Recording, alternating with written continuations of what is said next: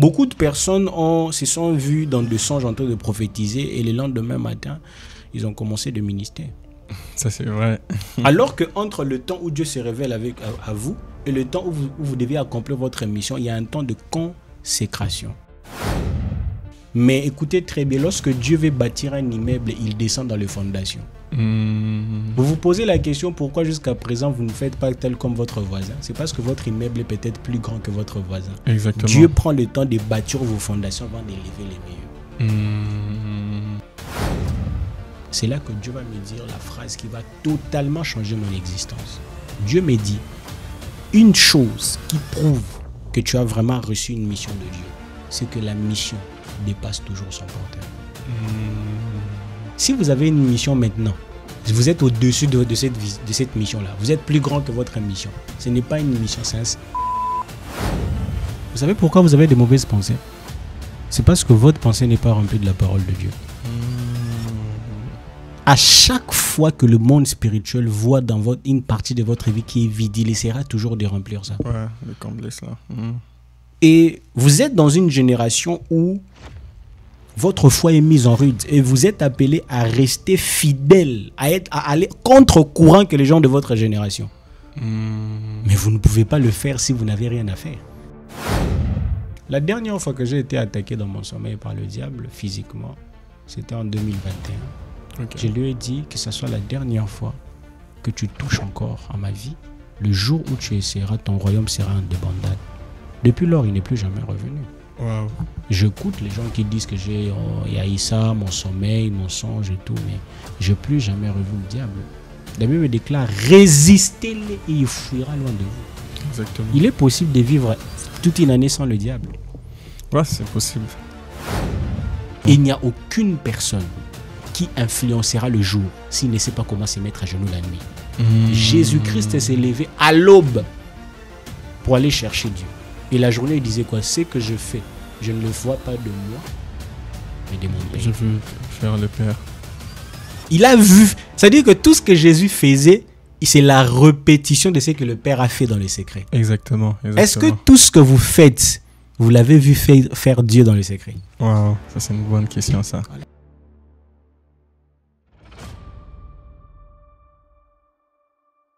Alors, avant de regarder ces merveilleux podcasts, je vais tout simplement vous demander de vous abonner, de liker la vidéo et de partager cela à vos amis. Nous avons remarqué que la plupart des personnes qui suivent les vidéos ne sont pas directement abonnées, alors que c'est la manière la plus simple pour nous soutenir. Plus on est nombreux sur la chaîne, plus on peut inviter d'autres personnes afin d'avoir de conversations de qualité comme celle-ci. Alors, juste abonnez-vous, likez la vidéo et partagez cela à vos amis. Et moi, je vous dis bon visionnage. Bonjour à tous et bienvenue dans Be Wise Mentality Podcast. Alors, nous sommes très heureux aujourd'hui d'accueillir l'homme de Dieu, Juvence, qui est juste là, avec qui nous allons avoir cette merveilleuse conversation sur consacrer pour une mission divine. Et particulièrement, nous allons parler de Noé. Nous allons prendre l'exemple de Noé pour comprendre exactement comment nous aussi on peut s'inspirer de sa vie, s'inspirer justement de sa mission, s'inspirer de sa consécration, afin d'appliquer cela aussi à notre mission à nous. Alors nous sommes avec l'homme de Dieu Juvence. Comment tu vas? Ça va très bien, Berger, et toi aussi? Moi ça va super, ça va super. Merci de me recevoir. Nous on est bénis de t'avoir, Amen. On est bénis de ta présence. Amen. Et je suis sûr et certain aussi que ceux qui nous suivent seront aussi abondamment bénis par Amen. rapport à toutes les vérités que tu vas nous dire encore une fois de plus aujourd'hui. Ok. Première question que j'ai pour toi directement. Non, passe pas beaucoup de temps, il n'y a pas de temps à perdre. La première question que j'ai pour toi, qu'est-ce que consécration signifie exactement? C'est quoi la signification de consécration? Être consacré, ça veut dire quoi exactement? D'abord, de manière générale, pour poser une base avant de parler de la consécration, selon la perspective chrétienne, j'aimerais que toutes les personnes qui nous suivent comprennent une chose. Ce qui est consacré est pour l'usage d'une seule chose. D'accord? Donc, ce qui est consacré est pour l'usage d'une seule chose ou une seule personne. Ok. Vous ne pouvez pas dire que vous êtes consacré si vous partagez. J'ai une bouteille d'eau devant moi. Cette bouteille d'eau est consacrée uniquement à moi. Exactement. Parce qu'elle a été mise en contact et elle a été donnée pour mon utilisation personnelle. Donc cette bouteille d'eau ne peut pas être servie pour ajouter de l'eau pour les riz, pour le poulet ou quoi que ce soit. Sinon, ce n'est plus à moi, c'est à nous. Dans le domaine de la consécration, il y a l'apparition du personnel. Ok. Quelque chose de personnel, quelque chose qui appartient à l'usage d'une seule personne. Ce qui est consacré dans son appel n'est pas appelé à être partagé. Ok. Tout ce qui est consacré, dès l'instant où il est partagé, il perd même le sens de sa consécration. Ok. Donc c'est important que toutes les personnes qui nous suivent doivent comprendre une chose. Ce qui est appelé à être consacré est appelé à vivre pour un seul but, une seule mission et une seule vision. Donc ça, c'est une fondation. Maintenant que ceci est clair, consacré veut dire mis à côté pour accomplir un but. Ok. Vous ne pouvez pas être consacré pour dormir. Vous ne pouvez pas être consacré pour regarder les gens. Ok. Lorsque vous êtes consacré ou lorsque une chose est consacrée, elle est mise à part pour l'utilisation ou l'usage d'une chose. Ok. Ça fait du sens. Maintenant, on va appliquer la loi de la première mention pour ceux qui ont fait la théologie. C'est-à-dire que si on veut définir un terme ou un mot, on doit les chercher pour la première fois. Ça a été cité dans la Bible. On comprendra c'est quoi son vrai sens. Ok. La première fois que le mot consécration va être cité dans la parole de Dieu, c'est dans Exode 16, le verset 23. C'est lorsque Moïse va dire au peuple d'Israël de cuire la nourriture, de manger et d'en garder une partie pour demain. Ok. Moïse n'a pas dit préparons pour aujourd'hui et préparons pour demain. Mais on prépare pour aujourd'hui. Ce qu'il restera, nous allons l'utiliser demain. Dans ce contexte-ci, la consécration veut dire tout simplement dépendre totalement de Dieu. Parce que lorsque ces personnes vont mettre à part une nourriture, ils ne savent pas si ça sera suffisant demain. Mais ils mettent à côté parce que le jour suivant, il n'était pas permis de cuire la nourriture. Le jour suivant, on devait être consacré à une seule chose, l'adoration à Dieu. Ok. Lorsque vous lisez l'histoire de la création, vous allez remarquer que Dieu a travaillé pendant 6 jours.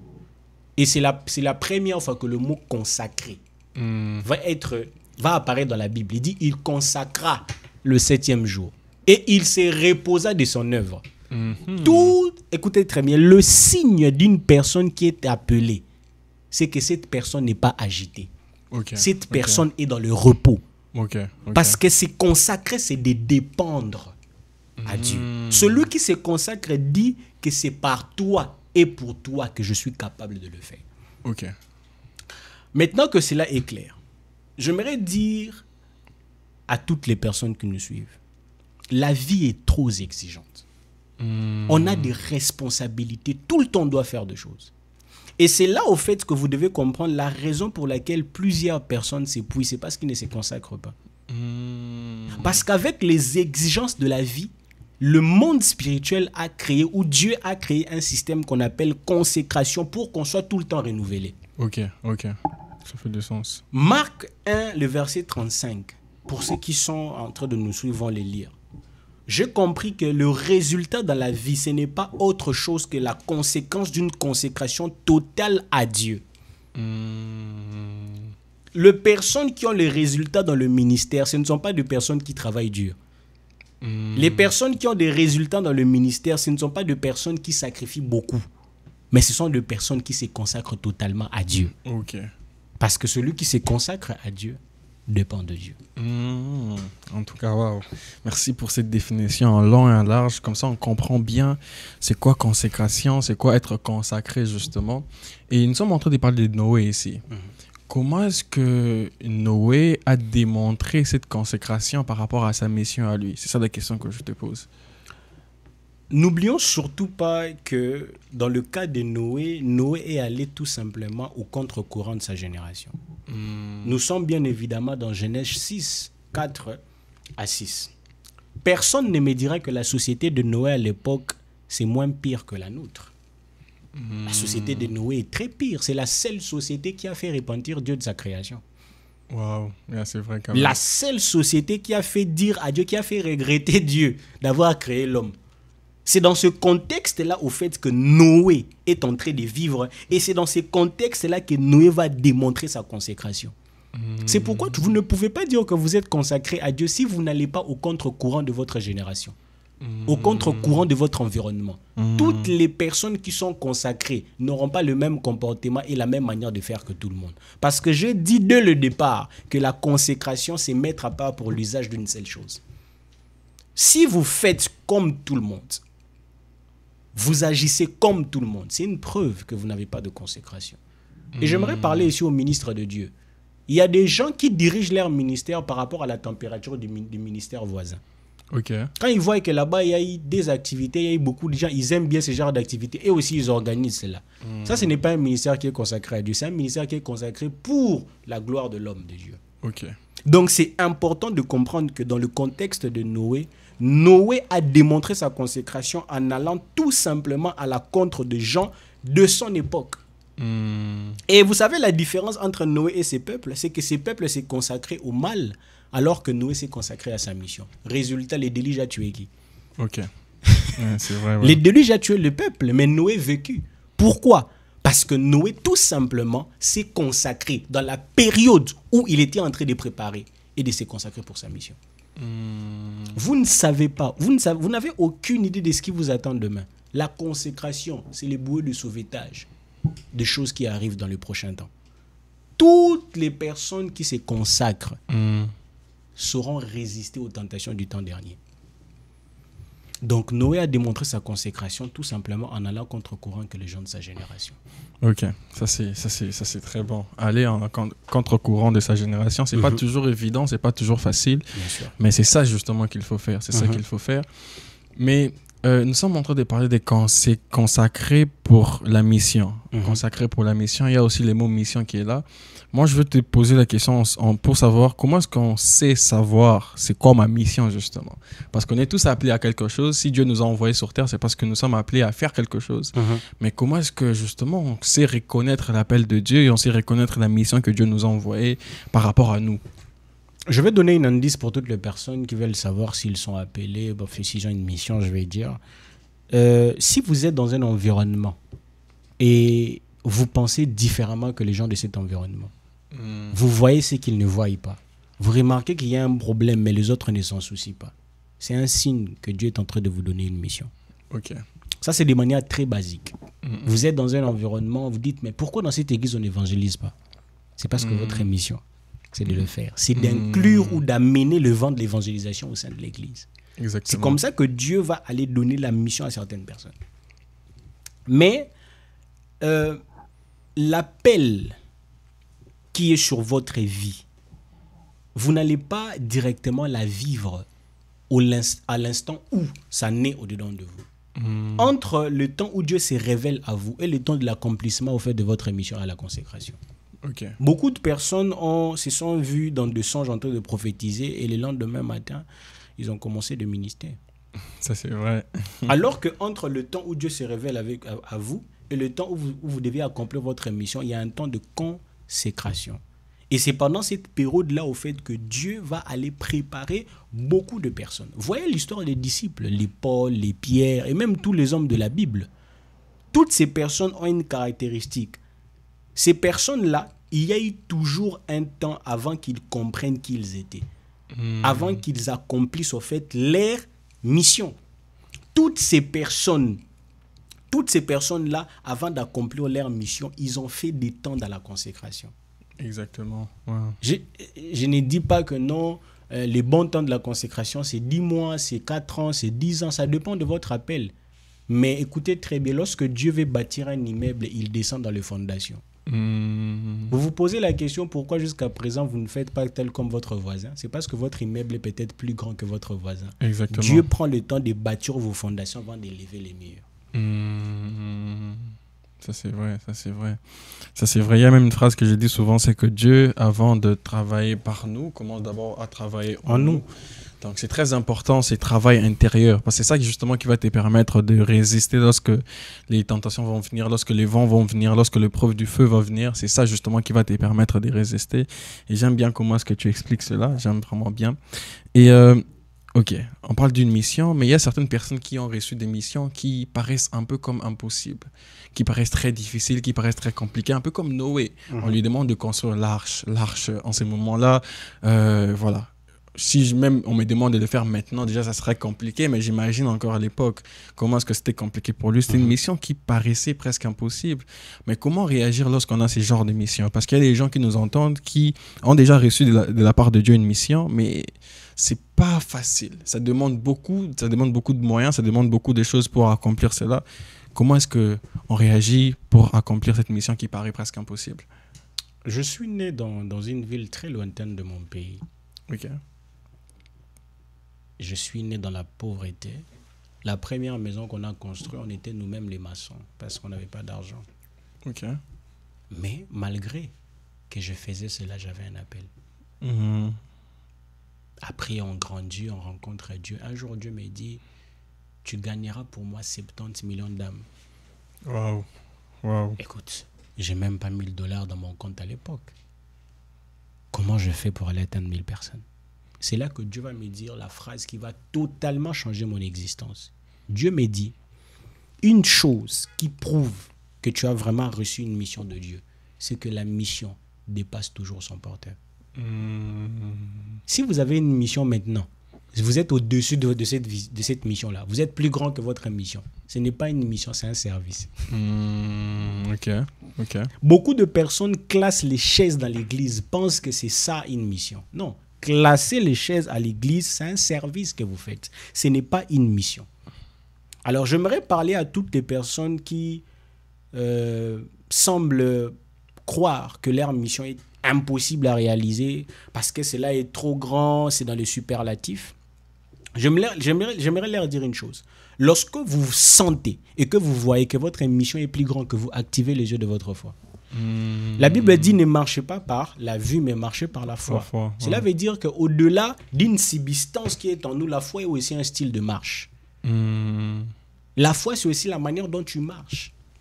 Donc, si vous êtes dans le cas où votre mission est plus grande que vous et vous vous sentez intimidé par votre mission, sachez que c'est un signe que c'est vraiment une mission qui vient de Dieu. Mais deuxièmement, activez les yeux de votre foi. Lorsque vos yeux s'ouvriront, vous verrez les ailes de votre mission qui vous portera. Ok. Alors ça, j'aime bien la phrase que la mission est toujours plus grande que le porteur de cette mission. Exactement. Et c'est comme ça, lorsque vous regardez beaucoup d'exemples de la Bible, vous allez vous rendre compte que leur mission a toujours été plus grande que eux. Quand vous regardez par exemple David, quand vous regardez sa mission qui était par rapport à sa mission, il y avait justement Goliath qui était sur sa route. Lorsque vous regardez Goliath, quand vous regardez David, vous dites qu'il n'y a pas match justement. Exactement. Parce que son combat était beaucoup plus grand que lui.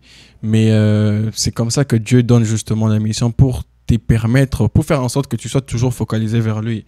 À chaque fois que tu es en train d'avancer, tu sois toujours focalisé vers lui. Parce que si c'est quelque chose que tu peux le faire toi-même, pourquoi est-ce que tu voudras aller vers Dieu pour l'accomplir? Si c'est quelque chose que tu peux le faire toi-même, tu le feras toi-même. Tu ne voudras pas prier pour ça. C'est pour cela qu'à chaque fois, je pense vraiment qu'à chaque fois, Dieu nous donne toujours une mission qui est beaucoup plus grande que nous-mêmes.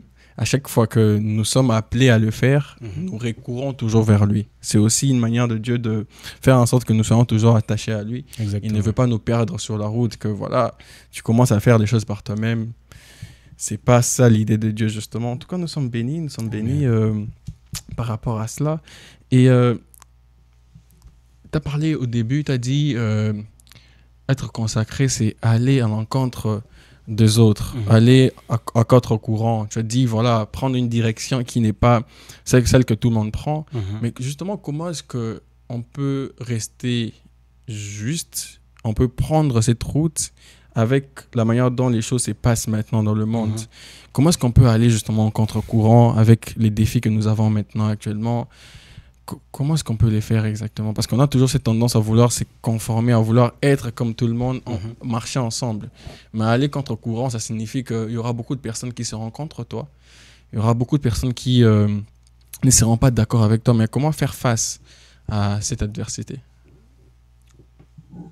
Je vais dire un truc très important. Le monde spirituel déteste les vides. Ok. Vous savez pourquoi vous avez de mauvaises pensées? C'est parce que votre pensée n'est pas remplie de la parole de Dieu. À chaque fois que le monde spirituel voit dans une partie de votre vie qui est vide, il essaiera toujours de remplir ça. Ouais, de combler cela.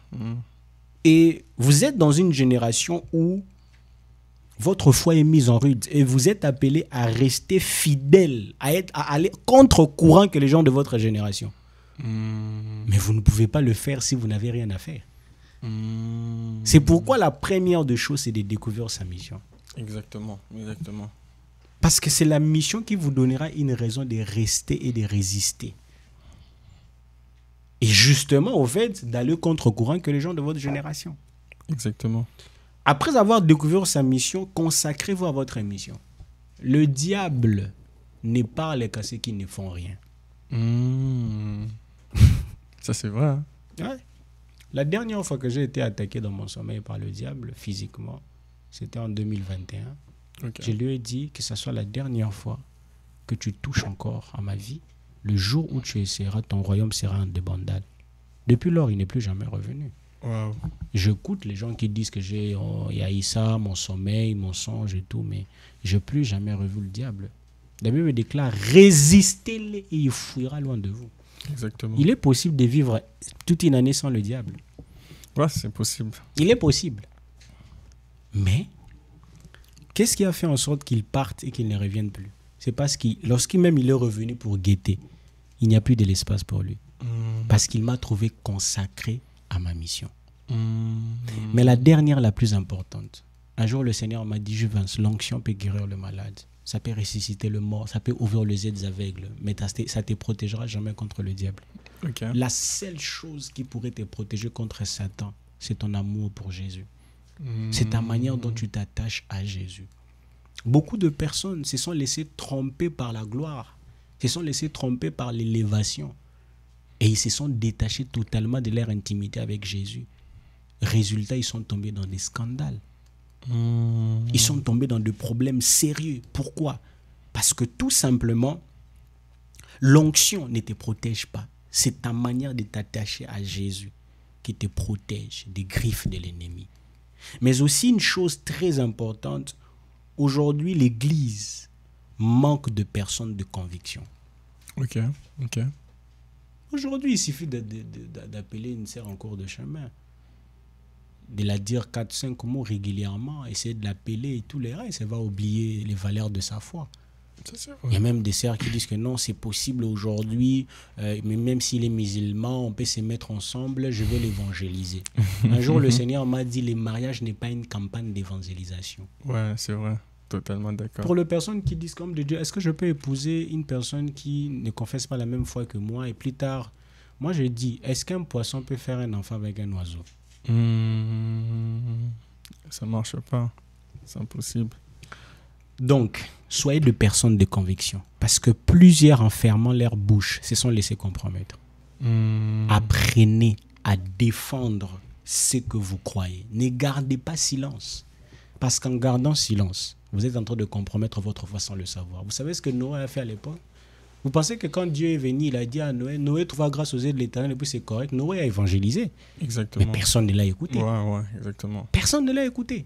Donc, votre manière à vous aussi de garder votre foi, d'aller contre courant, c'est de proclamer votre foi. Jésus-Christ a dit, criez-le sur le toit des maisons. Aujourd'hui, toit des maisons, c'est quoi? Les rues, les réseaux sociaux. C'est-à-dire que tous les endroits où il y a des gens, vous devez les crier. Crier est différent de parler. Quand quelqu'un commence à crier, c'est-à-dire que parler ne suffit pas. C'est une urgence. Exactement. La proclamation de l'évangile en 2024 est plus qu'une urgence. Nous devons proclamer cet évangile coûte que coûte. L'apôtre Paul a dit, dans le bon comme dans le mauvais, que ce soit favorable ou non, nous devons prêcher cet évangile. Totalement d'accord. Donc c'est très important à toutes les personnes qui nous suivent de comprendre cela. Soyez des personnes de conviction et ne fermez pas votre bouche parce que plusieurs en fermant leur bouche se sont laissés compromettre.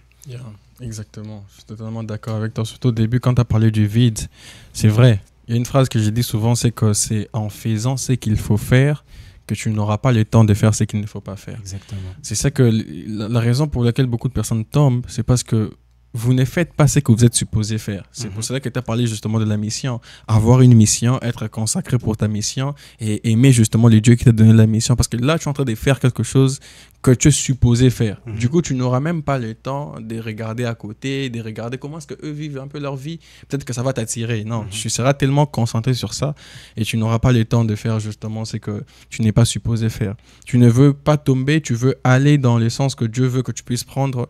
Fais ce qu'il t'a appelé à faire. Tu verras que tu seras tellement concentré à cela que tu ne vas pas te laisser aller dans tout et n'importe quoi. Ok, nous parlons aussi de la mission ici. Nous sommes en train de parler de la mission. Noé, il a reçu une mission. Ça venait de Dieu.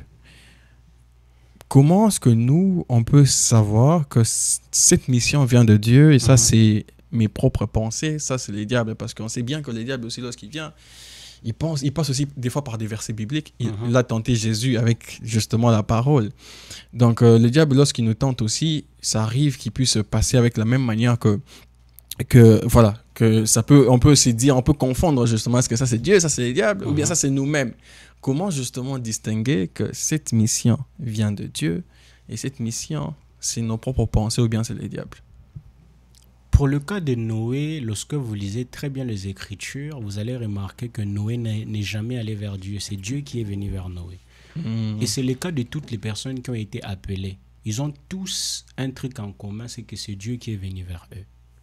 Si vous faites quelque chose parce que vous avez écrit une lettre de motivation à Dieu, je suis désolé, ce n'est pas un appel.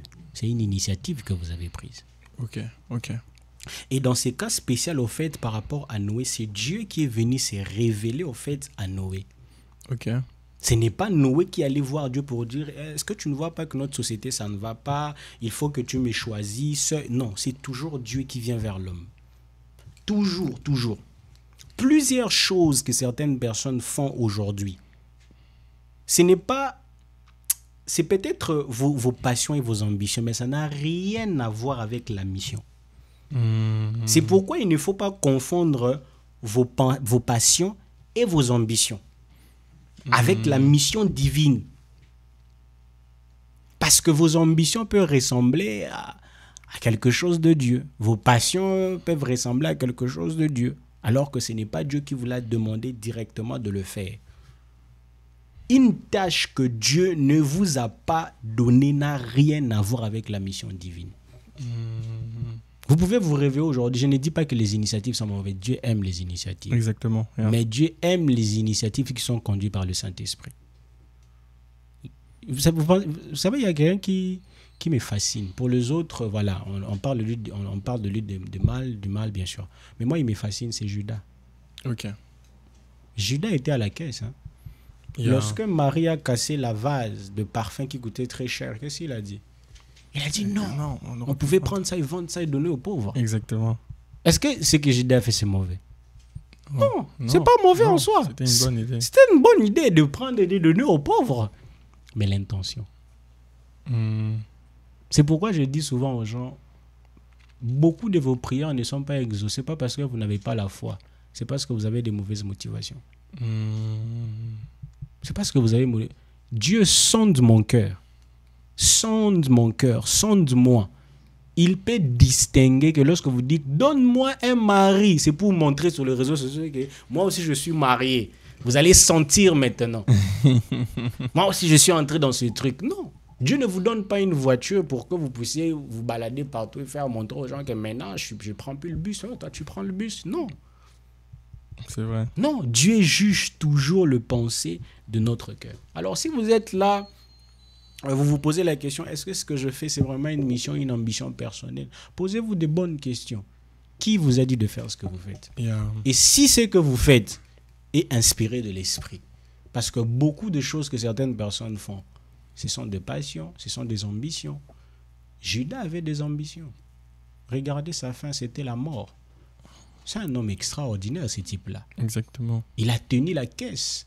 Extraordinaire, d'un des plus grands ministères de l'époque. Et de l'histoire même. De l'histoire, carrément. Mais ses intentions ont fait en sorte qu'il ne puisse pas continuer la mission. Donc, faites très attention à vos ambitions personnelles. Arrivez toujours à discerner, est-ce que ça, c'est mon ambition ou c'est la direction de l'esprit? Je disais à quelqu'un, il n'y a pas plus dangereux l'âme. Il n'y a pas plus dangereux que ça. Ok. Parce que si vous n'écoutez pas la voix de votre esprit, parce que la Bible déclare le Saint-Esprit témoigne à votre esprit. Il y a la voix de l'âme, il y a aussi la voix de l'esprit. La voix de l'âme, c'est la voix du sentiment. Vous pouvez déjà aimer les hommes qui sont chauves. Et quand vous priez, vous avez un tonton qui vous drague les chauves. Vous priez, Seigneur, est-ce que c'est lui? Oui, ma fille. Oh, Seigneur m'a confirmé. Non, c'est vos passions Exactement. qui vous ont confirmé. Exactement. Mais ça n'a rien à voir avec Dieu. Donc, c'est très important pour tous qui nous suivent, qui doivent comprendre qu'il faut arriver à discerner vos ambitions personnelles et la mission de Dieu. Ah, ça c'est vrai, ça c'est vrai. Et si je dois te compléter, c'est que si vous voulez bien discerner cela, on dit toujours, plus tu parles avec quelqu'un, plus tu commences à apprendre justement les gestes de la personne. C'est pour cela qu'on recommande toujours de veiller et de prier, de beaucoup lire la Bible. C'est pas juste pour paraître religieux, mais c'est plus tu passes du temps avec Dieu, plus tu connais même son langage, tu sais comment est-ce qu'il parle. Ça devient beaucoup plus facile pour toi de discerner que ça vient pas de Dieu et ça vient de Dieu. C'est beaucoup plus facile lorsque tu... La Bible elle dit clairement que ces choses sont arrivées pour nous servir d'exemple. Dieu a mis tout cela dans la Bible pour nous servir à nous d'exemple. Comme ça, on sait exactement comment est-ce qu'il est, afin que lorsqu'il va se révéler vers nous, on va savoir discerner que lui, ça, c'est Dieu et ça, ce n'est pas Dieu. Parce que on le sait très bien que le diable, il aime bien paraître comme Dieu pour nous duper justement. Il aime bien prendre un peu cette forme d'ange des lumières alors que c'est un ange des ténèbres. Et du coup, il peut duper beaucoup de personnes comme ça. Il peut venir même avec des versets bibliques. Il vient avec des versets bibliques. Mais plus tu apprends à connaître Dieu, plus tu lis la Bible, plus tu passes du temps dans la prière, ça te permet justement de facilement discerner que ça, c'est Dieu et ça, ce n'est pas Dieu. Merci beaucoup en tout cas, encore une fois de plus. Merci. Nous sommes en train de parler d'être consacré. Consacré, mais c'est bien, c'est beaucoup plus facile d'être consacré, si je dois dire ça comme ça, lorsqu'on est par exemple à l'église, ou bien on est avec les frères et sœurs qui partagent la même foi que nous. Lorsqu'on est avec ce genre de personnes, c'est beaucoup plus évident, parce qu'on dit la même chose, on professe la même chose. Mais comment justement être consacré, comment garder sa foi lorsqu'on est dans un environnement où il y a des personnes qui ne partagent pas la même foi que nous. Nous savons par exemple que voilà, comme j'ai dit à l'église, c'est beaucoup plus facile, mais nous travaillons à des endroits avec des gens qui ne partagent pas forcément la même foi que nous. Exactement. On est dans des classes, à l'université, à l'école, avec des personnes qui ne professent pas forcément la même foi que nous. Mais comment garder justement cette foi alors qu'autour de nous, les gens disent autre chose? J'aimerais déjà dire d'entrée de jeu que les aigles ne volent pas avec le pigeon. Et je disais aussi que le poisson ne fera jamais d'enfant avec un oiseau. Dans la Bible, il y a un livre, il y a un verset de la Bible qui parle de la prospérité des croyants, de la prospérité des appelés. C'est le psaume 1, le verset 1 à 3. Le psaume dit que heureux celui qui ne s'assied pas à la compagnie de moqueurs. Et il va aller continuer à dire que celui-là ressemble à un arbre qui est planté au printemps d'un courant d'eau. Vous êtes dans un environnement où tout ce qui est fait va à la contre de ce que vous partagez, des valeurs que vous partagez. Moi, je veux d'abord être biblique. La Bible dit « Heureux si vous ne vous asseyez pas en compagnie ». Être en compagnie et fréquenter l'espace, c'est deux choses différentes. Être accompagné, c'est accompagner quelqu'un dans ce qu'il fait. Exactement. Fréquenter un endroit, tu peux venir quelquefois ou très souvent, mais c'est pour un but. Vous savez pourquoi beaucoup de chrétiens aujourd'hui sont dans des relations qui, depuis qu'ils sont dedans, ils ne prient plus comme avant? C'est parce que tout simplement, ils ont oublié l'essence de leur mission au milieu de païens. Ils ont oublié la raison pour laquelle ils ont été placés là. Si vous êtes dans une société qui va à la contre de votre foi, ce n'est pas en vain. Exactement. Si vous êtes dans une famille qui va à la contre de vos valeurs, ce n'est pas en vain. Mais le danger, c'est d'oublier pourquoi Dieu place la lumière au milieu du ténèbre. Le jour où le ténèbre domine la lumière, c'est que cette lumière n'est pas la vraie lumière. Et aussi, c'est que cette lumière se laisse être dominée par les ténèbres. Alors, si vous êtes dans un environnement, dans un groupe d'amis, tout le temps, ce sont les choses du monde. Tout le temps, ils critiquent, ils insultent et tout. Et vous êtes là, vous ne dites rien. Vous êtes en train de participer à cela. Et la Bible dit c'est dangereux parce que toutes les personnes qui s'assiedent à la compagnie de moqueurs, à la compagnie de méchants, c'est tout à fait le contraire d'un arbre planté auprès d'un courant d'eau. La Bible dit même quand il n'est pas à sa saison, il porte ses feuilles ne se sèchent pas. La raison pour laquelle beaucoup de chrétiens ont séché, c'est parce qu'ils ont quitté le courant d'eau. Parce que tout simplement, ils se sont retrouvés dans des environnements, au lieu que de prôner leur foi, leur valeur, de briller, ils ont accepté d'être éteintes et d'accompagner le méchant. Ok, je comprends. Tu as totalement raison. Étant chrétien, nous sommes appelés à être justement une influence et non être influencés par le monde. Ça m'a rappelé même l'histoire de... C'est Paul qui raconte cela, je pense, dans le livre des Corinthiens, 1 Corinthien, lorsqu'il y avait justement cette personne qui sortait avec la femme de son père. Il dit que vous êtes là, vous voyez, mais vous ne condamnez pas. Très souvent, c'est ça qui arrive, c'est que on voit les mal autour de nous, on ne dit rien. On ne prône pas nos valeurs et les gens ne changent pas. Et pourtant, on s'est dit être chrétien. Étant chrétien, on est la lumière du monde. On est supposé briller afin de faire briller les autres, afin d'enlever les ténèbres autour de nous. Et comme tu as dit, c'est quand même bizarre de voir un chrétien être dans un environnement où il y a les ténèbres, mais tu n'influences pas. Il n'y a rien qui change. Des années après années, c'est toi qui commences même à être influencé par ça. Est-ce que ta lumière est vraiment la vraie lumière ou bien c'était juste un semblant de lumière? Ça, c'est une très bonne question à se poser quotidiennement en tout cas. Ok, nous sommes en train de parler de la mission, mais j'ai une question qui m'est venue comme ça. Je me dis que je te pose ça. Mission, premièrement, est-ce que nous sommes tous appelés à un ministère? C'est une question que je veux te poser. Nous sommes tous appelés à un ministère parce que nous sommes en train de parler de mission, nous sommes en train de parler d'appels, mais très souvent dans le milieu chrétien de l'Église, on a l'impression comme si tout le monde est appelé au ministère. Quand je parle de ministère, je parle de ceux qui, voilà, les 5 ministères que nous connaissons. Apôtres, pasteurs, docteurs, évangélistes et apôtres. J'ai déjà dit apôtre? Justement. Donc les 5 ministères que nous connaissons. Et est-ce que nous sommes tous appelés à ça? Si oui, si ce n'est pas le cas, qu'est-ce qu'on peut faire d'autre en tant que ministère? C'est une très bonne question. La Bible déclare que Dieu a établi 5 ministères pour le perfectionnement de saints. Exactement. Lorsqu'on établit un gouvernement, il y a un bureau. Ok? Il y a des ministres à l'intérieur et chaque ministre a son bureau. Et dans ce bureau, vous n'allez pas retrouver à la porte les ministres lui-même, à la réception, les ministres lui-même, au bureau, les ministres lui-même. C'est-à-dire que les bureaux est appelé à accompagner en fait le ministère. Exactement. Alors, à part les 5 ministères, il y a ce qu'on appelle des ministères d'aide ou des ministères d'accompagnement. Tout ça, c'est pour le perfectionnement de saints, pour rendre les services parfaits. Exemple, vous vous retrouvez dans le cas où vous n'êtes ni dans le ministère de pastoral, ni évangélique.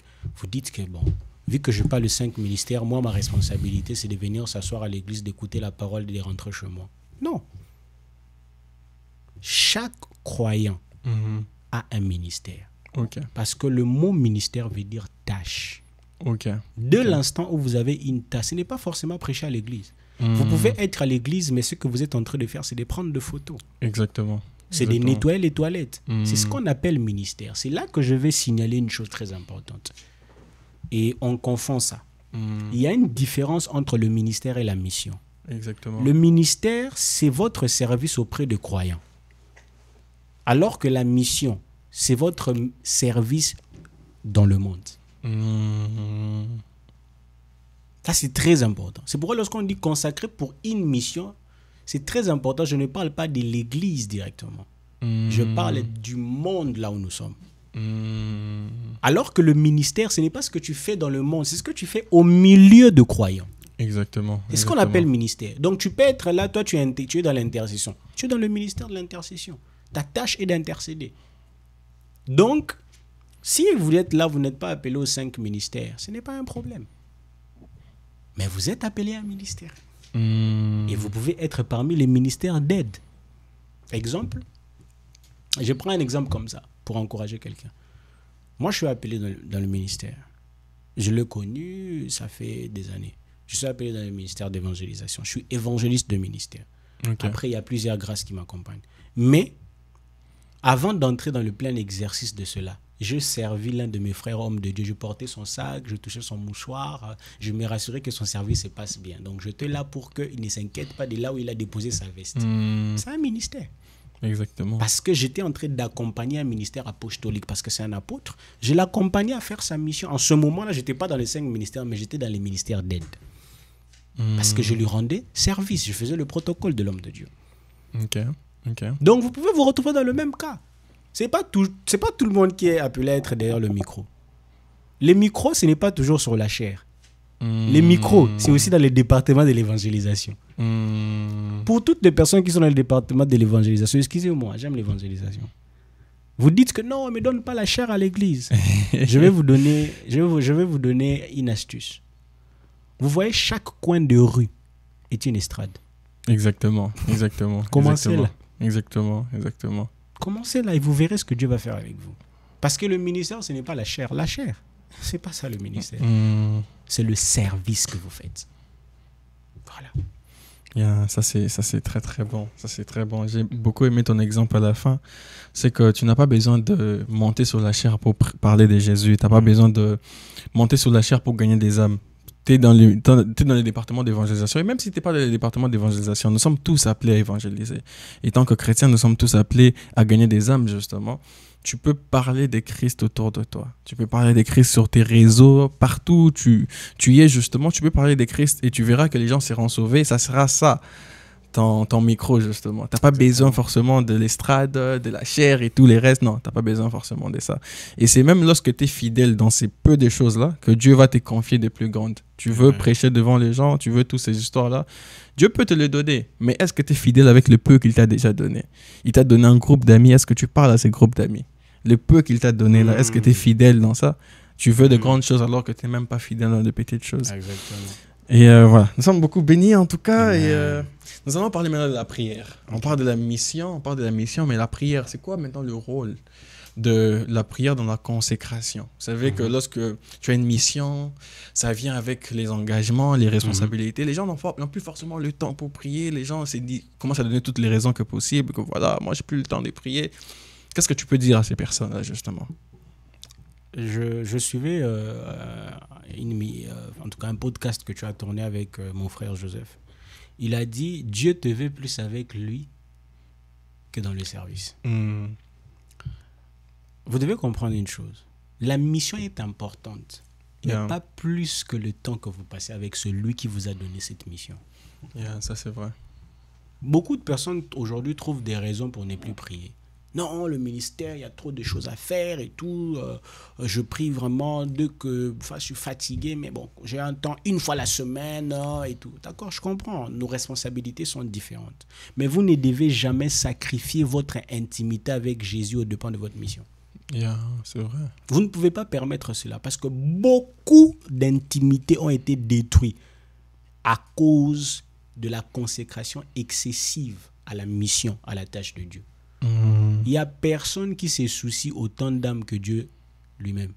Je suis évangéliste des ministères, mais cela ne veut pas dire que mon fardeau dépasse celui de Dieu. Exactement. Ce n'est qu'une partie du fardeau que Dieu a mis dans mon cœur. S'il enlève ça, je deviens comme tout le monde. Exactement. Alors, la prière vous permettra d'être disposé pour recevoir les instructions. De la même manière qu'il s'est révélé à vous dans l'intimité, la prière vous permettra de garder la communication avec lui pour recevoir les instructions de la mission. Et la prière vous permettra de recevoir le dépôt spirituel nécessaire pour accomplir votre mission. Et c'est là que je vais dire une phrase. Un missionnaire qui ne prie pas avortera la mission. Tôt ou tard, finira par avorter. Je connais des gens qui ont commencé des choses sur les réseaux sociaux. Ah, Jésus-Christ vous aime. Jésus-Christ est là pour vous. Mais lui, il ne prie plus. Est-ce que tu as lu ta Bible aujourd'hui? Il dépose des versets tous les jours. Mais lui-même, là, il ne lit plus la Bible. Exactement. Donnez-le juste quelques semaines, quelques mois, c'est fini. On n'entend plus parler de la personne. Moi, j'ai eu des cas de personnes. La personne, chaque jour, elle publie des versets. Elle donne des exhortations. Mais quand elle vient se converger chez toi, elle te dit que ça fait très longtemps qu'elle a prié. Dans l'intimité seule. Ça fait très longtemps qu'elle a ouvert la Bible. Et là, c'est juste les mascaras. Et je prie dans le nom de Jésus, s'il y a quelqu'un qui nous suit, qui est dans le mascara, que Dieu brise cela au nom de Jésus. Amen. Vous savez ce que la Bible dit? La Bible, Amen. c'est vrai ce que la Bible, comment la Bible appelle les hypocrites? Le mot hypocrite dans le grec, ça veut dire tout simplement c'est lui qui fait ce qu'il n'est pas. C'est lui qui fait ce qu'il n'est pas. Il est possible que je vous prêche ces choses en ce moment, alors que moi-même je ne le vis pas. C'est pourquoi Jésus a dit, vous ne les reconnaîtrez pas par leur démarche. Vous ne les reconnaîtrez pas par leur manière de s'habiller. Parce qu'aujourd'hui, il y a une manière de s'habiller. Ça, ce sont les chrétiens, ce sont les musulmans. Non. Exactement. Vous les reconnaîtrez par leurs les fruits. J'ai aimé une réunion que j'avais avec des serviteurs de Dieu. L'homme de Dieu nous expliquait de belles choses. À la fin, un homme de Dieu a dit, ce que vous venez de dire c'est très beau, mais nous, ce qu'on demande, c'est les résultats. Tout ce que vous dites là, dans le statut, tout ce que vous mettez là, oh, good, j'aime bien. Mais le fruit. C'est quoi les résultats? C'est quoi le résultat? Il y a même des gens... Est-ce que vous savez aujourd'hui que tout ce que les gens postent, ce n'est pas d'actualité dans leur statut? Ouais, c'est vrai. Tu verras quelqu'un l'année passée, il était allé dans un restaurant, il n'avait pas publié la photo. Alors aujourd'hui, la crise est entrée, il essaie de maintenir au fait la ville. Alors que non, il publie des photos et toi tu as envie, tu dis waouh, il vit sa meilleure vie. C'est faux. C'est vrai, ça se passe comme ça. C'est faux. J'ai vu des gens recevoir des révélations dans le secret, directement aller les publier sur le réseau, alors qu'ils n'ont pas de vie d'intimité. Je disais à quelqu'un, ça fait 2 semaines que je suis en train de lire le livre de Matthieu. Je suis maintenant, hier je suis arrivé au chapitre 20. Chaque chapitre et chaque contexte de verset, c'est-à-dire que quand je parle contexte de verset, c'est-à-dire que le verset 30 à 34, ça peut parler de la même chose. Chaque contexte de verset, Dieu m'enseignait. Et j'ai écrit. C'est-à-dire que maintenant, là, j'ai pris les 14 enseignements sur Matthieu, livre de Matthieu. Mais je n'ai jamais publié aucun sur mon statut. Pourquoi? Parce que ce n'est pas tout ce que Dieu m'enseigne, c'est le moment de le partager. Et il y a même des choses que Dieu t'enseigne, c'est pour toi, c'est pas pour les autres. Exactement. Hier, j'étais en retraite, j'ai fini ma retraite, j'ai prié et tout, c'était un fort moment. Après, Dieu m'a dit, oui, tu as médité la Bible, mais tu n'as pas encore médité la Bible pour toi. Tu as médité la Bible pour écrire ce que tu devais écrire et tout, pour écrire des prédictions. Mais toi, est-ce que tu as mangé aujourd'hui? Alors j'ai dit, je n'ai pas mangé, je vais aller continuer mon livre de Matthieu. Dieu m'a encore enseigné, mais je n'ai publié rien. Pas parce que je n'ai pas de téléphone, pas parce que je n'ai pas de possibilités. Ça, c'est vrai, ouais. Le problème de notre génération, c'est la précipitation. Une génération qui ne veut pas passer par les sacrifices de la prière. Une génération qui veut naître de lui-même, en un coup comme ça, devenir grand directement. Exactement. Il n'y a aucune personne qui influencera le jour s'il ne sait pas comment se mettre à genoux la nuit. Jésus-Christ s'est levé à l'aube pour aller chercher Dieu. Et la journée, il disait quoi? Ce que je fais, je ne le vois pas de moi, mais de mon Père. Je veux faire le Père. Il a vu. C'est-à-dire que tout ce que Jésus faisait, c'est la répétition de ce que le Père a fait dans le secret. Exactement. Est-ce que tout ce que vous faites, vous l'avez vu faire Dieu dans le secret? Waouh, ça c'est une bonne question, ça. Voilà. En tout cas, waouh, rien à ajouter. La prière, très très important pour la mission, et nous sommes supposés justement être des hommes de prière. Si Jésus lui-même priait, lui-même en personne il priait, nous aussi nous sommes appelés à prier justement. Exactement. Et parlons maintenant de l'équilibre. L'équilibre, c'est vrai que voilà, on a une mission, on a reçu une mission. C'est pas toujours évident d'être équilibré avec la mission que nous avons reçue. Quand je parle de l'équilibre, je parle de l'équilibre entre les responsabilités que nous avons. Par exemple, j'ai un loyer à payer, j'ai de factures à payer, et justement l'accomplissement de cette mission, le fait que nous avons une part à jouer dans notre mission. Des fois, la mission que Dieu nous a donnée peut nous prendre beaucoup de temps, et les gens se disent justement, ça me prend beaucoup de temps, j'ai même pas le temps de faire autre chose à côté. Qu'est-ce que tu peux dire pour ce genre de personnes? Puisque nous parlons de Noé, de base, Noé, c'est un père de famille. Il a son épouse et il avait 3 enfants. Donc Noé, c'est un parent, en fait. Mais c'est dans ces contextes-là, au fait, que Noé va recevoir, au fait, une mission de la part de Dieu. Mais cela n'a pas arrêté Noé de continuer à prendre soin de sa famille. Vous ne pouvez pas accomplir votre mission au début de vos études. Ok. Si aujourd'hui, il y a quelqu'un qui, en cause de sa mission, n'étudie plus, je dis de personnes, c'est pas que Dieu t'a... il y a des personnes à qui Dieu a dit arrête les études pour te consacrer totalement à la mission. D'autres, Dieu ne vous a pas parlé pour ça. Mais il y a des personnes qui négligent, ont totalement même arrêté leurs études parce qu'ils vont commencer les missions. Ce n'est pas comme cela, ça marche. Si vous êtes dans ces cas-là, vous êtes déséquilibré. Yes. Vous êtes très déséquilibré et vous avez un problème de mise en ordre. Vous devez classer les choses selon l'ordre de priorité.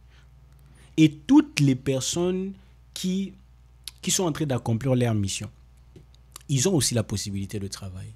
Mais s'ils ne les font pas par leur propre désir à eux, alors ce sont des négligents. Ce sont des négligents. C'est pourquoi j'aimerais parler à toutes les personnes qui ont cru entendre que Dieu les a dit non, arrête tout, consacre-toi à la mission. Il est possible que le diable vous ait inspiré. Je parle de cela en connaissance de cause, d'un témoignage vrai. D'une dame qui a tout arrêté l'enseignement, elle était payée très bien pour aller faire la mission, suivre les missionnaires et tout. Et elle est allée dans une mission en Malaisie, c'est Malaisie là. Et elle a attrapé des démons. Wow. Elle est retournée, sa vie était totalement détruite. Et quand elle rencontre l'homme de Dieu lui dit que tu avais arrêté tout au fait pour aller faire la mission et tout. Elle a dit oui, c'est Dieu qui m'a dit. Elle a dit non, c'était le diable qui t'avait parlé. Wow. C'était ton zèle. Donc faites très attention d'être déséquilibré. Très attention. Si vous êtes un bon homme de Dieu, soyez aussi un bon frère, un bon mari. Vous êtes une bonne servante de Dieu, soyez une bonne mère, une bonne grande sœur et une bonne épouse. Si vos mains sont remplies d'onction pour guérir le malade, mais les mêmes mains, vous frappez votre femme avec, vous êtes déséquilibré. Totalement d'accord. Ok. En tout cas, l'équilibre, c'est très important. Il y a toujours le temps, justement, pour tout. Tu peux toujours bien gérer, bien programmer les choses. Tu peux bien faire les missions de Dieu à côté, mais aussi être équilibré dans la vie. Et c'est de ça, justement, que nous sommes en train de marteler ici. Et avant de finir, je vais te poser juste 2 questions pour finir, justement. Premièrement, c'est par rapport à l'humilité. On a maintenant des mouvements, des hommes de Dieu, avec beaucoup de gloire, si je dois dire ça comme ça, beaucoup de gloire dans le sens que c'est pas mauvais de leur donner un peu cette portion qu'ils méritent en quelque sorte, si on doit dire ça comme ça, mais des fois c'est en excès. Et du coup, c'est possible de tomber dans l'orgueil lorsque tu vois tout ça autour de toi, lorsque tu vois comment est-ce que les gens, carrément lorsque tu arrives, les gens tombent, les gens viennent s'agenouiller devant toi. Tu peux commencer à te dire que peut-être que c'est par moi, peut-être que c'est par moi. Du coup, lorsque tu ressens une grosse mission comme ça, comme toi par exemple, tu as parlé de ta mission, comme Noé par exemple, comment rester humble malgré la grandeur de ta mission? C'est toujours important de se rappeler par qui nous avons été appelés. Si c'est ton pasteur qui t'a appelé, d'accord, je comprends. Si c'est ton père qui t'a appelé, d'accord, je comprends. Mais rappelez-vous toujours par qui vous avez été appelé. Vous n'avez jamais fait une lettre de motivation pour faire ce que vous êtes en train de faire. Moi, je n'ai pas désiré dans le ministère. Non. Je peux faire autre chose. Mais j'ai répondu à cet appel parce que j'ai été appelé par Dieu. Donc, vous rappelez constamment par qui vous avez été appelé, vous gardera humble parce que vous vous direz que ce n'est pas moi, c'est lui. Deuxièmement, rappelez-vous toujours pourquoi vous avez été appelé. Vous êtes appelé à un grand ministère et à cause de ça, vous êtes devenu orgueilleux avec le temps. Vous avez changé l'usage de votre mission. Vous utilisez votre position pour pouvoir dominer sur les gens ou faire quoi que ce soit. Vous avez changé l'usage de votre mission. Vous devez toujours vous rappeler pourquoi vous avez été appelé. Ça vous gardera humble. La troisième des choses est très importante. Ça m'a fait peur lorsque Dieu me l'a dit. Dieu m'a dit un jour, Juvens, tu n'es pas indispensable. Dieu m'aime, c'est vrai. Dieu même est fou amoureux de moi. Dieu même est fou amoureux de celui qui m'entend. Mais tu n'es pas indispensable. Il y a des gens. Est-ce que si... Vous devez comprendre une chose. La plupart ou certains des hommes de Dieu grands que vous suivez aujourd'hui n'ont pas été toujours le premier choix de Dieu. Il y a eu des gens que Dieu avait choisis dans leur région, mais ils ont négligé l'appel de Dieu. Ou ils ont pris des ailes. Dieu s'est séparé d'eux. Dieu les a abandonnés. Le jour où Dieu a quitté Saoul pour aller chez David, Saoul ne l'a pas senti. C'est des temps plus tard. Il est possible qu'à cause de votre orgueil, Dieu est déjà parti. Mais vous vous opérez toujours. C'est là que je vais donner mon témoignage. À une époque, lorsque Dieu m'a dit de démarrer le ministère, pour ceux qui ont la grâce, moi j'ai démarré le ministère directement avec la gloire. Les gens saisis et tout. Et un jour, on était à 5. Voilà, ça c'est très important, les détails. Je ne dis pas qu'on était plusieurs. Oh, plusieurs commencent par 2. On était à 5. 3 personnes sont tombées par terre. Il en restait 2. J'ai appelé une sœur, j'ai dit prie pour cette sœur. Ma collaboratrice prie comme ça, la sœur ne tombe pas. J'ai dit, fais comme ça. Si vite il n'aime aussi, la personne tombe. J'ai dit, tout le monde ne m'en a pas. Même ma collaboratrice a été saisie par l'onction. L'homme de feu. J'ai dit, là, I am a man of God. J'entre dans ma chambre comme ça, le Saint-Esprit me dit sévèrement, je ne partage ma gloire avec personne. Okay. À l'instant T, j'ai dit, ça c'est la voix de l'ennemi. Je suis un homme de Dieu. Le samedi prochain, de là, 3 ans où j'ai été un bon prédicateur, j'avais plus de manifestations. Wow. Mais j'aime ces moments parce que c'est à cause de ça que j'ai appris à bien parler, à bien prêcher. Oh, yeah. Il y a de sécheresses, comme il y a des choses, de fois Dieu vous enlève. Tu dis, Seigneur, pourquoi? Il sait pourquoi. L'école de Dieu. C'est l'école de Dieu. Alors, le confinement arrive, Dieu me dit, tu vas commencer le culte. Premier culte, 2 personnes. Wow, ok.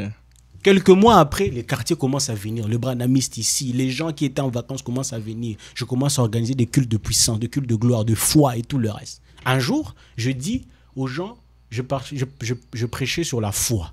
Je dis, qui ont la foi? Tout le monde lève le main. Enfants de 5 ans jusqu'à 30 ans. Je dis, venez me toucher. On me touche comme ça. Et je dis, Jésus, maintenant, la puissance de Dieu sort de moi. Ça affecte tout le monde et tout le monde fut baptisé de l'Esprit ce jour-là. Wow. C'est là que maintenant vous comprenez qui est celui qui est humble ou pas. Parce que lorsque cet événement arrive, moi je ne me rends même pas compte que ça vient de moi. Ou c'est pas au travers de moi. Ouais. Directement, je me retire pour adorer.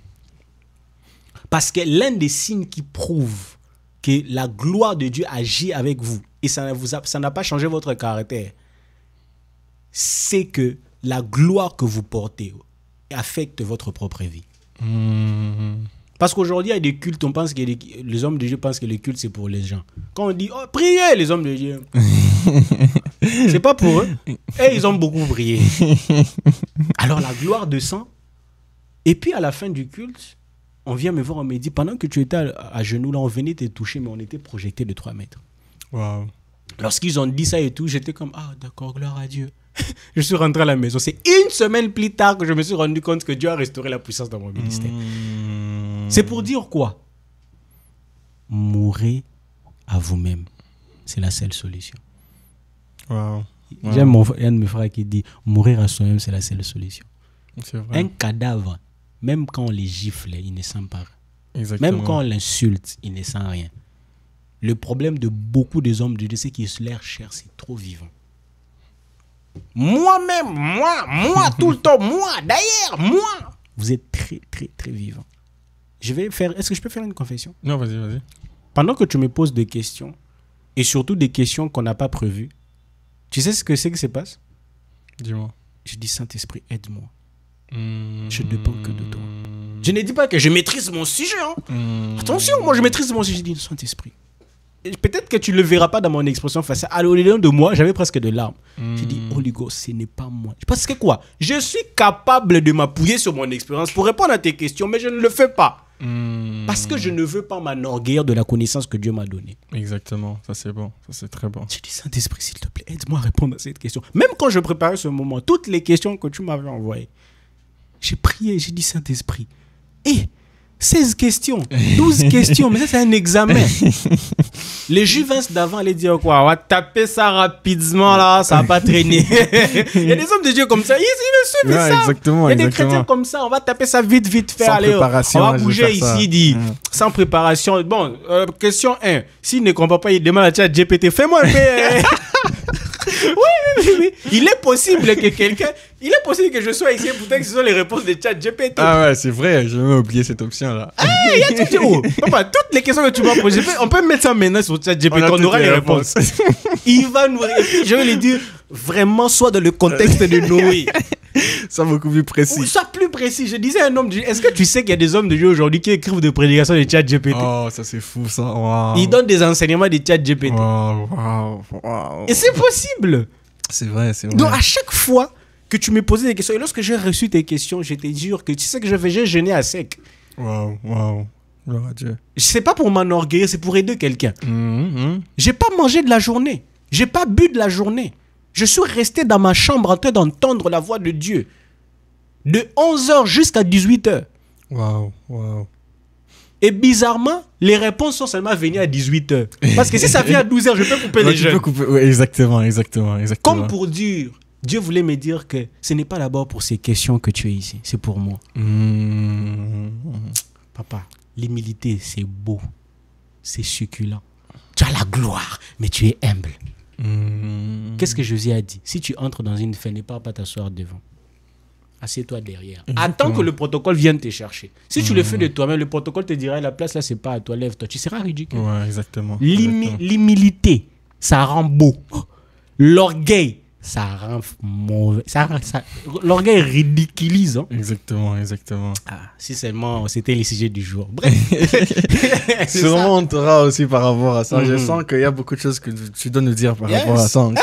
On verra, on va planifier ça. Je suis un blessé des guerres. On va planifier ça. Yes. Et la dernière question, juste pour un conseil que tu peux dire à quelqu'un qui, voilà, il a une mission, mais il a l'impression que ça tarde, l'impression que ça prend beaucoup trop de temps. Qu'est-ce que tu peux lui dire pour lui permettre de persévérer, malgré tout? Jacques, chapitre 1, le verset 3, la Bible déclare que l'épreuve produit la patience. Vous savez pourquoi ça traîne? C'est parce que vous êtes mis à l'épreuve. Ok. Et c'est très important. Très important. Jésus-Christ, sa mission a commencé depuis l'éternité. Mais il a accompli à 33 ans. Yeah, exactement. À 31 ans, on va dire. Il a commencé. Donc, pendant 30 ans, tu penses que Jésus faisait quoi pendant ces 30 ans-là? Il allait à l'école, c'est-à-dire l'école coranique. Et qu'est-ce que j'ai dit? L'école de la Torah. La Torah, oui. Il aidait son père à faire la champagne. Jésus était un grand menuisier. Ouais, un grand menuisier, ouais. Pendant 30 ans, Jésus était dans le monde séculier. Jésus n'était pas dans le ministère. C'est vrai. Il a attendu 30 ans. Il lui a fallu 30 ans pour vivre avec les hommes, savoir comment les hommes vivent, sentir la douleur, piqué par une moustique, tomber malade, avoir la grippe, jusqu'à revêtir sa mission. La patience, c'est la clé de l'accomplissement de votre mission. C'est pourquoi je dis à toutes les personnes, vous prophétisez, et puis vous avez commencé une chaîne YouTube. Depuis lors, vous n'avez que des abonnés. Pourquoi? Moi, Dieu m'a dit clairement comme ça dans une vision. Il m'a dit, je te donnerai du succès. J'ai dit bien mot à mot, je te donnerai du succès dans les réseaux sociaux. Ok. Tu prêcheras l'évangile au travers des réseaux. Ok. Pas seulement. Mais au travers de ça, je vais t'utiliser, je te donnerai. J'ai vu mes posts faire des millions de vues. Wow. J'ai vu ça. Mais va sur mon Instagram, j'ai encore 1000 abonnés. Va sur mon Instagram, ma dernière vidéo n'a fait que 400 vues. Est-ce pour autant que la parole a changé? Non. La patience. J'aime les 400 personnes qui ont regardé. J'aime les 10 personnes qui ont liké. Le jour où il y aura des millions de vues, mon cœur ne changera pas. Exactement. La patience. C'est pourquoi si vous traversez une épreuve et que vous mourrez dans votre épreuve, c'est que ce n'était pas votre mission. Votre mission vous fera toujours patienter dans l'épreuve. Parce que il arrive que votre mission prenne du temps, mais ne vivez jamais dans le futur, préparez-vous. Il dit, ne vous inquiétez pas du lendemain, demain prendra soin de lui-même. À chaque jour suffit sa peine. Exactement. Dans la prière de notre Père, on n'a pas dit, donne-moi le pain du mois. Pain quotidien. Toujours. C'est le pain quotidien. Parce que Dieu n'avance pas comme ça. Mais Dieu avance un pas par jour. Un pas par jour. C'est pourquoi j'aimerais parler à toutes les personnes qui se soucient de leur futur. Vous savez pourquoi vous êtes chargés en ce moment? Ça, c'est Dieu qui me l'avait dit la semaine passée. C'est parce que vous prenez tout sur vous. Moi, il y a des choses pour lesquelles j'ai arrêté de me soucier. Dieu m'a dit clairement qu'il va me rendre riche dans le domaine des affaires. Dans quelques mois ici. En ce moment, je suis dans les affaires. Mais ça ne marche pas top. Ok. Mais est-ce que ça change la parole de Dieu? Non. Ça, juste en moi, c'est que ça a créé, c'est que ça a enlevé les soucis du lendemain. Et je me rassure de travailler sur mon projet, d'améliorer les packaging, de changer les menus, de faire ça ou ça parce que je travaille dans la restauration. Ok. Je me rassure à faire ça. Je sais la finalité, c'est la richesse. Exactement. Donc, pour toutes les personnes, vous sentez que votre émission ne s'entraîne pas. Vous êtes dans le temps. Un jour, ça date de longtemps. Dieu m'a dit, si tout le monde court, marche. Si les gens marchent, courent. Le plus important, ce n'est pas de marcher ou de courir, mais c'est être au rythme de Christ. La personne la plus occupée était Jésus. Mais la seule fois où il a été au-dessus d'un cheval, c'est à la fin de son ministère sur Apocalypse. Yeah, c'est vrai. Le reste des temps, il prenait toujours son temps. Il avait tellement le temps que il avait le temps pour Jaïris, même pour la femme à la perte de sang. Même. Jésus ne se précipitait pas. Il prenait toujours son temps parce qu'il savait c'était quoi sa mission. Amen. En tout cas, merci beaucoup. Merci. Nous sommes vraiment bénis et c'est par là que nous allons finir justement. Waouh. En tout cas, je suis sûr et certain que tu vas revenir parce qu'on n'a pas fini d'apprendre. Et moi, ça me fait plaisir d'apprendre justement comme ça parce qu'au même moment que les autres sont bénis, moi aussi, je suis béni abondamment. Yes. Et voilà. Donc, merci beaucoup en tout cas. Merci encore pour l'invitation. Ça fait plaisir. Et c'est par là que nous avons fini justement ces podcasts. Comme j'ai dit toujours, vous n'êtes pas limité de suivre cela une fois. Suivez cela autant de fois que possible. Si vous avez des trucs que vous n'avez pas bien compris, vous pouvez reprendre à suivre. Et ça, je suis sûr et certain que Dieu va vous bénir par cela. Et n'oubliez pas de liker la vidéo, de commenter aussi. Si vous avez des questions, vous pouvez justement le mettre dans le barre de commentaires. Ou bien si vous avez des sujets que vous voulez nous proposer, on peut toujours trouver la personne appropriée par rapport à ça. Déjà, je sais que mon frère Juvin va revenir pour l'orgueil et tous les restes. Mais voilà, n'hésitez vraiment pas. Et n'oubliez pas non plus de partager cela à vos amis, de vous abonner aussi. C'est la manière la plus simple pour nous soutenir. En tout cas, nous, on vous dit merci beaucoup et à très, très bientôt. Je ne pourrais pas Vas-y. Je ne pourrais pas finir ces podcasts sans me décharger de ce que Dieu met dans mon cœur. Vas-y. Il y a plusieurs personnes qui nous suivent en ce moment et j'aimerais vraiment m'adresser directement à ces personnes. Le Seigneur m'a dit, prie pour des personnes qui ont perdu la consécration et pour ces personnes qui n'arrivent pas, au fait, à pratiquer la consécration. Vous savez, moi qui vous parle, je n'ai pas toujours eu de moments forts dans ma spiritualité. Il y a eu des moments très difficiles que j'ai traversés, qui a fait en sorte que je n'ai pris plus comme avant, que je ne jeûne plus comme avant. Je pouvais être capable de sortir d'un jeûne de 30 jours, mais après même un jour, je n'arrive pas à faire. Ça arrive. Ça arrive que vous perdez cette chose-là, cet élan-là, cette consécration que vous avez là. Mais j'aimerais vous dire que le temps n'est pas toujours perdu. Parce que Jésus-Christ, c'est aussi un bon berger. C'est ce que j'aime avec lui. Il n'est pas que le sauveur, c'est aussi le berger. Le berger pourvoit à nos besoins. Il prend soin de nous. Et en ce moment, Jésus est en train de te dire, tu n'as rien d'autre à faire. Invite les justes. Tu as eu à bâtir cette consécration par tes propres efforts, chaque lundi à 18h, après 0h. Je ne dis pas que c'est mauvais. Mais ne compte pas sur ton programme pour réussir ta consécration. Présente ton programme à Dieu et laisse Dieu lui-même construire ta consécration. Et pendant que je suis en train de parler, mes paroles sont en train d'introduire au-dedans de votre esprit un esprit de la prière, une soif et un amour profond pour les choses de Dieu. Et en ce moment même, je sais, vous allez écrire un témoignage. Lorsque vous finirez de regarder cette vidéo, vous reviendrez la semaine prochaine pour écrire votre témoignage. Lorsque vous verrez votre vie changer, votre intimité être restaurée, lorsque vous verrez vos habitudes de prière, vous êtes en train de reprendre vos habitudes de prière la nuit, sachez que la main de Dieu est en train d'opérer dans votre vie. Alors, sentinelle, arrête de dormir. Sentinelle, réveillez-vous. Vos familles en dépendent. Votre destinée en dépend. Et tout de vous dépend de votre consécration. Et je prie de la même manière que Dieu ne cesse de me restaurer dans toutes les saisons où je me sens faible, que Dieu aussi vous restaure là où vous êtes. Vous êtes bénis. Amen. Merci beaucoup en tout cas. Merci. À très bientôt.